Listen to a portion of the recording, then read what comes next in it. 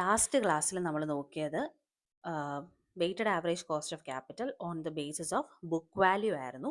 ഇവിടെ വരുമ്പോൾ നമ്മൾ നോക്കുന്നത് weighted average cost of capital on the basis of market value എങ്ങനെയാണ് കണ്ടുപിടിക്കുന്നത് എന്നുള്ള. ഈ വാക്ക് എന്തായിരുന്നു? കമ്പനി യൂസ് ചെയ്യുന്ന എല്ലാ സോഴ്സ് ഓഫ് ഫിനാൻസിൻ്റെയും ആവറേജ് കോസ്റ്റിനെയാണ് നമ്മളിവിടെ വാക്ക് എന്നതുകൊണ്ട് ഉദ്ദേശിക്കുന്നത്.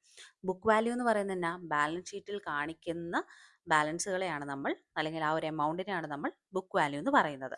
മാർക്കറ്റ് വാല്യൂ എന്ന് പറയുമ്പോൾ എന്താ? മാർക്കറ്റ് വാല്യൂ എന്ന് പറയുന്നത് കമ്പനി ഇപ്പം സെക്യൂരിറ്റീസ് മാർക്കറ്റിൽ ട്രേഡ് ചെയ്യുന്ന സമയത്തെ അതിൻ്റെ ഓരോന്നിൻ്റെയും, അതായത് ഇക്വിറ്റി ആയിക്കോട്ടെ, പ്രിഫറൻസ് ആയിക്കോട്ടെ, ഡിബഞ്ചർ ആയിക്കോട്ടെ, ഇതിൻ്റെ എല്ലാം ട്രേഡ് ചെയ്യുന്ന സമയത്തെ വാല്യൂ എന്താണോ ആ വാല്യൂവിനെ ബേസ് ചെയ്തിട്ടായിരിക്കും നമ്മൾ വെയിറ്റ് അസൈൻ ചെയ്യുന്നത്. അതിനെയാണ് നമ്മൾ മാർക്കറ്റ് വാല്യൂ എന്നതുകൊണ്ട് ഉദ്ദേശിക്കുന്നത്. ഇവിടെ നമ്മൾ മാർക്കറ്റ് വാല്യൂ ഓരോന്നിൻ്റെയും, ഇക്വിറ്റി, പ്രിഫറൻസ്, ഡിബഞ്ചർ ഓരോന്നിൻ്റെയും കണ്ടുപിടിക്കണം. അപ്പം ഈ ഒരു ക്വസ്റ്റ്യൻ വെച്ച് തന്നെ നോക്കാം. ഇവിടെ മാർക്കറ്റ് വാല്യൂ എങ്ങനെ കണ്ടുപിടിക്കാം? നമ്പർ ഓഫ് ഷെയർസ് 10,000 ആണ് ഇൻറ്റു മാർക്കറ്റ് വാല്യൂ ചെയ്തു. നമ്മൾ നോർമലി ബുക്ക് വാല്യൂ അങ്ങനെയല്ലേ കണ്ടുപിടിക്കുന്നത്? എങ്ങനെ? 10,000 equity shares of 100 rupees each എന്ന് പറഞ്ഞാൽ 10,000 ഇൻറ്റു 100 ചെയ്താൽ 10 lakh കിട്ടി. അതെന്നാ? ബുക്ക് വാല്യൂ ആ. മാർക്കറ്റ് വാല്യൂ എന്ന് പറഞ്ഞ് സ്പെസിഫൈ ചെയ്ത് വേറൊരു വാല്യൂ തന്നിട്ടുണ്ട് എന്നുണ്ടെങ്കിൽ അവിടെ ചെയ്യുന്നത് എങ്ങനെയാ? 10,000 ഇക്വിറ്റി ഷെയർസ് ആണ്. അപ്പം number of shares 10,000 into market value ചെയ്യണം 160. അപ്പം 16 lakh എന്നുള്ള രീതിയിലായിരിക്കും അവിടെ മാർക്കറ്റ് വാല്യൂ വരുന്നത്. പ്രിഫറൻസ് ഷെയറിൻ്റെ കേസ് വരുമ്പോഴോ 5,000 ഇൻറ്റു 100 ചെയ്താൽ നമുക്ക് അവിടെ കിട്ടുന്നതാണ് മാർക്കറ്റ് വാല്യൂ. 5 lakh തന്നെ ആയിരിക്കും വരുന്നത്.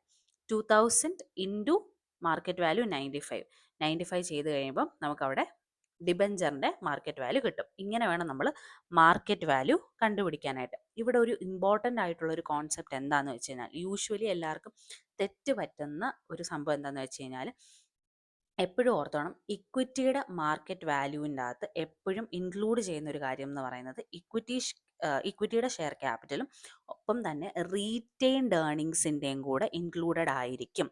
കാരണം ഇക്വിറ്റിയുടെ ഭാഗമായിട്ടാണ് റീറ്റെയിൻഡ് ഏർണിങ്സും കൂടെ വരുന്നത്. അതുകൊണ്ടാണ് ഇവിടെ സെപ്പറേറ്റ് മാർക്കറ്റ് വാല്യൂ എന്ന് പറഞ്ഞ് കാണിക്കാത്തത്. കാരണം എന്നാ? നമ്മൾ റീറ്റെയിൻ ചെയ്ത് വെക്കുന്നത്, ട്രേഡ് ചെയ്യുന്നില്ല. അതുകൊണ്ടാണ് നമ്മളിവിടെ അത് റീറ്റെയിൻ ചെയ്ത് വെക്കുന്നത് കൊണ്ടാണ് മാർക്കറ്റ് വാല്യൂ ഇല്ലാത്തത്. അപ്പം ഇക്വിറ്റി ഷെയർ ക്യാപിറ്റലിൻ്റെ ഭാഗമായിട്ടാണ് റീറ്റെയിൻഡ് പ്രോഫിറ്റ്സ് വരുന്നത് എന്നുള്ളത് ഓർത്തോണം. അതുകൊണ്ട് തന്നെ റീറ്റെയിൻഡ് ഏർണിങ്സ് സെപ്പറേറ്റ് ആയിട്ട് മാർക്കറ്റ് വാല്യൂ ആഡ് ചെയ്തേക്കരുത് പ്രോബ്ലം ചെയ്യുന്ന സമയത്ത്. അവിടെ നമ്മൾ കോസ്റ്റ് കൊടുക്കത്തില്ല. കാരണം ഇക്വിറ്റിയും റീറ്റെയിൻഡ് ഏർണിങ്സും ബുക്ക് വാല്യൂവിൻ്റെ റേഷ്യോയെ വെച്ചിട്ടായിരിക്കും നമ്മൾ സ്പ്ലിറ്റ് ചെയ്യുന്നത്. അത് ഈ ക്വസ്റ്റ്യൻ നോക്കുമ്പം നമുക്ക് മനസ്സിലാവും. ഈ ക്വസ്റ്റ്യൻ പറയുന്നത് എന്നാ? 10,000 ഇക്വിറ്റി ഷെയർസ് 100 രൂപയാണ്, മാർക്കറ്റ് വാല്യൂ 160 ആണ്, 10 lakh റുപ്പീസിൻ്റെ ആണ് വരുന്നത്. അതന്നെ ഈ 10 lakh റുപ്പീസ് എന്ന് പറയുന്നത് തന്നെ ബുക്ക് വാല്യൂ ആ. അതായത് 10,000 ഇൻറ്റു 100 ചെയ്യുമ്പം 10 lakh കിട്ടുന്നത് ഇത് ബുക്ക് വാല്യൂ ആണെന്ന് ഓർത്തോണം. 5,000 പ്രിഫറൻസ് ഷെയർസ് ഓഫ് 100 ഈച്ച്. അപ്പോൾ 5,000 ഇൻറ്റു 100 ചെയ്യുമ്പോൾ 5 lakh എന്ന് പറഞ്ഞ് തന്നിട്ടുള്ളത് ബുക്ക് വാല്യൂ ആ. ഇവിടെയും 100 ആണ് മാർക്കറ്റ് വാല്യൂ. അതുകൊണ്ട് 5 lakh തന്നെ ആയിരിക്കും മാർക്കറ്റ് വാല്യൂ ആയിട്ട്, അല്ലെങ്കിൽ മാർക്കറ്റ് പ്രൈസ് ആയിട്ടും വരാൻ പോകുന്നത്. പിന്നെ 2,011% debentures of 100 each, market value 95, ഇവിടെ 2 lakh ആണ് കൊടുത്തിട്ടുള്ളത്. 2,000 ഇൻറ്റു 100 ചെയ്യുമ്പം ബുക്ക് വാല്യൂ 2 lakh എന്ന് പറഞ്ഞ് കിട്ടും.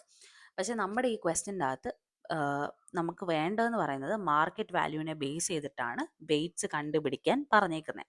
അപ്പോൾ നമ്മൾ ആദ്യം ചെയ്യുന്നത് എന്താണെന്ന് വെച്ച് കഴിഞ്ഞാൽ, ബുക്ക് വാല്യൂസ്, ഇക്വിറ്റി ഷെയർ ക്യാപിറ്റലിൻ്റെയും റീറ്റെയിൻഡ് ഏർണിങ്സിൻ്റെയും ബുക്ക് വാല്യൂ ആദ്യമേ എടുത്തെഴുതണം. നമുക്ക് ഡയറക്റ്റ് വന്നിട്ടുണ്ട് ഇക്വിറ്റി ഷെയർ ക്യാപിറ്റൽ 10 lakh ആണെന്നും അതിൻ്റെ ബുക്ക് വാല്യൂ എന്ന് പറയുന്നത് റിസർവ്സ് ആൻഡ് അതർ റീറ്റെയിൻഡ് പ്രോഫിറ്റ്സിൻ്റെ 2,50,000 ആണെന്നും തന്നിട്ടുണ്ട്. അത് രണ്ടും നമ്മൾ ഡയറക്റ്റ് എടുത്തെഴുതി. അപ്പം ഞാൻ ഓൾറെഡി പറഞ്ഞായിരുന്നു, റീറ്റെയിൻഡ് ഏർണിങ്സിന് സെപ്പറേറ്റ് മാർക്കറ്റ് വാല്യൂ ഇല്ല, ഇക്വിറ്റിയുടെ ഭാഗമായിട്ട് തന്നെ ആയിരിക്കും നമ്മൾ കണക്കാക്കുന്നത്. അതുകൊണ്ട് തന്നെ ടോട്ടൽ ബുക്ക് ഇക്വിറ്റി എന്ന് പറയുന്നത് 10 lakh പ്ലസ് 2,50,000, അതായത് equity share capital plus retained earnings ചെയ്ത് 12,50,000 എന്നുള്ള രീതിയിൽ വേണം ടോട്ടൽ ബുക്ക് ഇക്വിറ്റി കാണിക്കാൻ. ഇനി നമ്മൾ ചെയ്യേണ്ടത് എന്താണെന്ന് വെച്ച് കഴിഞ്ഞാൽ, ഇതിൻ്റെ റേഷ്യോ എടുക്കണം. റേഷ്യോ എന്ന് പറയുന്നത് 10 lakh ഈസ് ടു 2,50,000 എന്നുള്ള രീതിയിൽ റേഷ്യോ എടുക്കുക. അതായത് ഇക്വിറ്റി ഷെയർ ക്യാപിറ്റൽ 10 lakh ആയിരുന്നു, റീറ്റെയിൻഡ് ഏർണിങ്സ് 2,50,000. ഇതിൻ്റെ റേഷ്യോ എടുക്കുക നമുക്ക് 4:1 എന്നുള്ള രീതിയിൽ. അത് ക്യാൻസൽ ചെയ്ത് വരുമ്പോഴത്തേക്കും 4:1 എന്നുള്ള രീതിയിൽ കിട്ടും. ഇനി ഇക്വിറ്റിയുടെ പ്രപ്പോർഷൻ എത്ര? 4 അല്ലേ? 4/4 + 1 5 എന്ന് കിട്ടി. റീറ്റെയിൻഡ് ഏർണിങ്സിൻ്റെ പ്രൊപ്പോർഷൻ എത്ര? 1 ആണ്, 1/4 + 1, അപ്പോൾ 5 എന്നുള്ള രീതിയിൽ കിട്ടി. അപ്പം ഇക്വിറ്റി പോർഷൻ 4/5, റീറ്റെയിൻഡ് ഏർണിങ്സിൻ്റെ പോർഷൻ 1/5 ആണ്. ഇനി നമ്മൾ ഡയറക്റ്റ് മാർക്കറ്റ് വാല്യൂവിൻ്റെ കാൽക്കുലേഷനും വാക്കിൻ്റെ കാൽക്കുലേഷനിലേക്കും പോവാണ്. അപ്പം ഇവിടെ നമ്മൾ ആദ്യം സോഴ്സ് ഏതൊക്കെയാണ് ഇവിടെ നമ്മൾ മാർക്കറ്റ് വാല്യൂ ആണ് എല്ലാത്തിനും എടുക്കുന്നത്. അപ്പം market value of equity, market value of preference, market value of debenture, market value of retained earnings, ഇത്രയും എടുക്കണം. അപ്പോൾ ആദ്യത്തെ ഇക്വിറ്റി നോക്കിക്കേ, എന്നാ ഞാൻ പറഞ്ഞത് 10,000 ആണ് ഷെയർസിൻ്റെ നമ്പർ ഇൻറ്റു മാർക്കറ്റ് വാല്യൂ 160. അപ്പോൾ അത് രണ്ടും മൾട്ടിപ്ലൈ ചെയ്ത് കഴിയുമ്പം മാർക്കറ്റ് വാല്യൂ കിട്ടി. പിന്നെ പ്രിഫറൻസിൻ്റെ എത്ര, 5,000 പ്രിഫറൻസ് ഷെയർസ് ആണ്, മാർക്കറ്റ് വാല്യൂ 100 ആണ്. അപ്പം 5 lakh എന്നുള്ള രീതിയിൽ കിട്ടി. 5,000 ഇൻറ്റു 100. ഡിബഞ്ചറിൻ്റെ കേസിലോ 2,000 ഇൻറ്റു 95 ആണ്. അപ്പം 1,90,000 എന്നുള്ള രീതിയിൽ കിട്ടി. പക്ഷേ നിങ്ങൾ ഓർത്തോണം, ഇവിടെ നമ്മൾ ഇക്വിറ്റിയുടേതും റീറ്റെയിൻഡ് ഏർണിങ്സിൻ്റെയും നമ്മളിവിടെ സ്പ്ലിറ്റ് ചെയ്തെടുത്തായിരുന്നു. 4/5 എന്നും 1/5 എന്നും ഉള്ള രീതിയിൽ എടുത്തായിരുന്നു. അപ്പോൾ ഈ കിട്ടിയ മാർക്കറ്റ് വാല്യൂ ഉണ്ടല്ലോ, വാല്യൂ ഓഫ് ഇക്വിറ്റി എന്ന് പറയുന്നത് 16 lakh എന്ന് പറഞ്ഞ് കിട്ടുന്ന ആ വാല്യൂ എന്ന് പറയുന്നതിനെ നമ്മൾ സ്പ്ലിറ്റ് ചെയ്യണം. കാരണം ആ ഇക്വിറ്റിയുടെ ആ കിട്ടിയിരിക്കുന്ന മാർക്കറ്റ് വാല്യൂവിൻ്റെ അകത്ത് റീറ്റെയിൻഡ് ഏർണിങ്സിൻ്റെതും സെപ്പറേറ്റ് ചെയ്തിട്ടുണ്ടായിരുന്നു. അപ്പം 16 lakhൻ്റെ 4/5, ഇക്വിറ്റി പോർഷൻ 4/5 ആയതുകൊണ്ട് 4/5 വെച്ച് മൾട്ടിപ്ലൈ ചെയ്ത് 12,80,000 എടുക്കണം. പ്രിഫറൻസിനും ഡിബഞ്ചറിനും വാല്യൂവിൽ മാറ്റമൊന്നുമില്ല, അത് സെയിം ആയിട്ട് തന്നെ കാണിക്കാം. പക്ഷേ റീറ്റെയിനിലേക്ക് വരുമ്പോഴും വീണ്ടും ഈ 16 ലക്ഷത്തിൻ്റെ 1/5 ആണ് എടുക്കുന്നത്.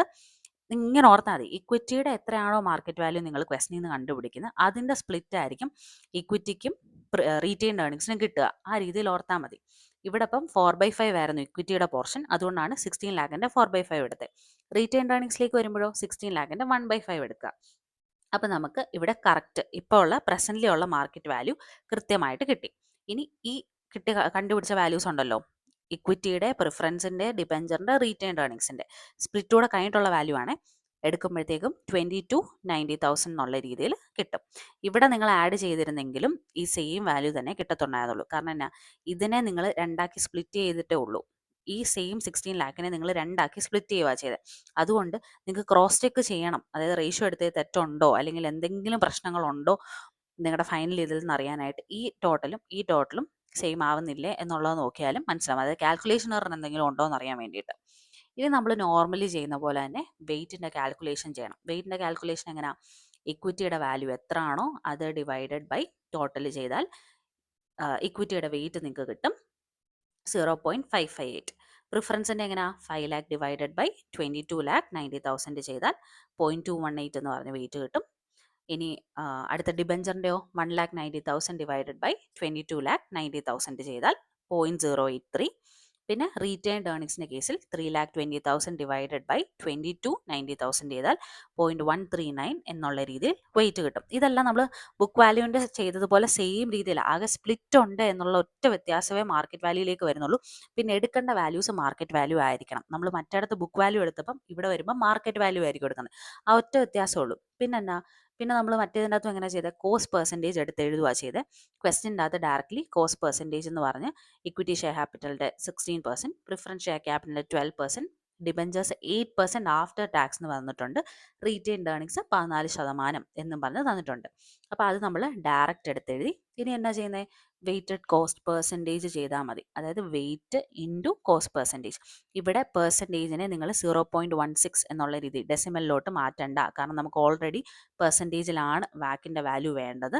അതുകൊണ്ട് കോസ്റ്റ് പെർസെൻറ്റേജ് ഇവിടെ നമ്മൾ വെയ്റ്റഡ് കോസ്റ്റ് പെർസെൻറ്റേജ് എന്നുള്ളത് തന്നെ തരുന്നത്. അപ്പം ഇവിടെ വാല്യൂ മാറ്റണ്ട, ഡയറക്റ്റ് ആയിട്ട് മൾട്ടിപ്ലൈ ചെയ്താൽ മാത്രം മതി. 0.558 ഇൻറ്റു 16, 0.218 ഇൻറ്റു 12, 0.083 ഇൻറ്റു 8, 0.139 ഇൻറ്റു 14 ചെയ്ത് കഴിയുമ്പം ഡയറക്റ്റ് ഈ വാല്യൂസ് കിട്ടും. ഇനി എന്നാ ചെയ്യേണ്ടത്, നമ്മൾ കഴിഞ്ഞ തവണ ബുക്ക് വാല്യൂവിൻ്റെ വാക്ക് കണ്ടുപിടിച്ച പോലെ തന്നെ ഈ വെയ്റ്റഡ് കോസ്റ്റ് പെർസെൻറ്റേജ് എല്ലാത്തിൻ്റെയും കൂടെ സം എടുത്താൽ മതി. അതായത് 8.9 പ്ലസ് 2.61 പ്ലസ് 0.6 പ്ലസ് 1.9 ചെയ്താൽ 14.01% എന്ന് പറഞ്ഞു കിട്ടും. അതാണ് നിങ്ങളുടെ വാക്കിൻ്റെ value, weighted average cost of ക്യാപിറ്റലിൻ്റെ വാല്യൂ. ഇങ്ങനെയാണ് നിങ്ങൾ മാർക്കറ്റ് വാല്യൂവിൽ ക്വസ്റ്റ്യൻ ചോദിച്ചു കഴിഞ്ഞാൽ ചെയ്യേണ്ടത്. ഇത് മനസ്സിലായോ? ഇനി അടുത്ത മൂന്നാമത്തെ മെത്തേഡ് എന്ന് പറയുന്നത് നമുക്ക് മാർക്കറ്റ് വാല്യൂവും ബുക്ക് വാല്യൂവും കൂടെ തന്നു കഴിയുമ്പം എങ്ങനെയാണ് ചെയ്യേണ്ടതെന്നുള്ള അത് നമുക്ക് അടുത്ത ക്ലാസ്സിൽ നോക്കാം.